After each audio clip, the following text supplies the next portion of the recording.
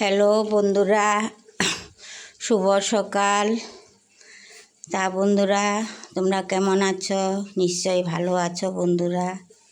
তা আমি এই যে এসে গেছি রান্নাঘরে, তোমাদের সঙ্গে আবার সব কিছু শেয়ার করব।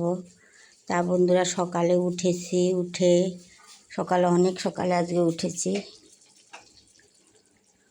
উঠে তোমার ঘর ঝাড় দিলাম, ঘরটা ঝাড় দিয়ে তারপরে বন্ধুরা চান করলাম। চান করে আমার গোপাল সোনাকে দিলাম, দিয়ে টিয়ে এই যে রান্নাঘরে এসে গেছি বন্ধুরা। দেখো আমার রান্না হয়ে গেছে, এই যে রান্না দেখো, হয়ে গেছে। এই যে এখানে মাংস কষা দেখো বন্ধুরা, মাংস কষা করেছি। আর এই যে বেগুন ভাজা দেখো, বেগুন ভাজা। আর এই আলুটা দেবো মাংসের মধ্যে।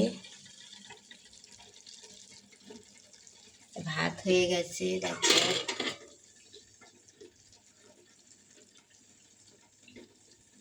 তাহলে বন্ধুরা এই যে দেখো ভাত,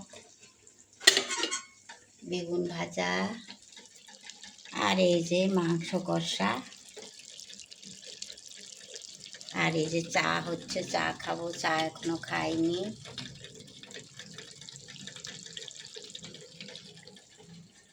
তা বন্ধুরা তোমরা দেখলে তো আমি কী রান্না করলাম। সকালে উঠে না বন্ধুরা প্রচুর কাজ থাকে, অনেক কাজ থাকে।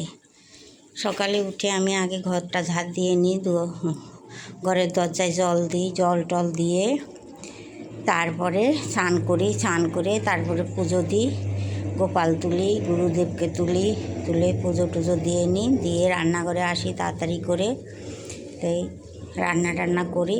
তারপরে বাসন মাজা আছে, কাছাকাছি আছে, প্রচুর কাজ করতে হয় বন্ধুরা সকালবেলা উঠে। তো তোমাদেরও নিশ্চয়ই অনেক কাজ থাকে সকালে উঠে, তোমরাও অনেক কাজ করো।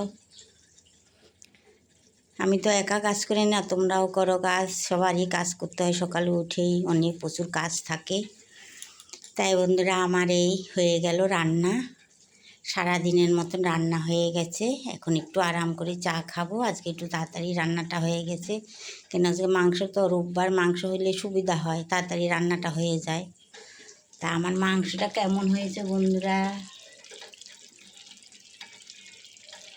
মাংসটা আমার কেমন হয়েছে তোমরা কমেন্ট করে জানাবে। আমার মাংস রান্নাটা কেমন হয়েছে, কষা কষা করেছি।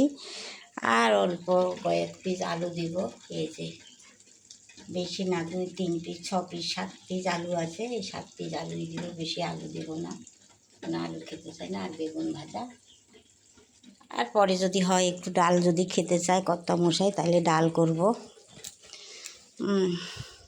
তা বন্ধুরা এই সারাদিন তোমরা ভালো থেকো। টাটা বন্ধুরা, সবার দিন যেন ভালো যায়, আমারও যেন ভালো যায়। তাই রাখছি বন্ধুরা, টাটা, এই অবধি থাকলো, টাটা।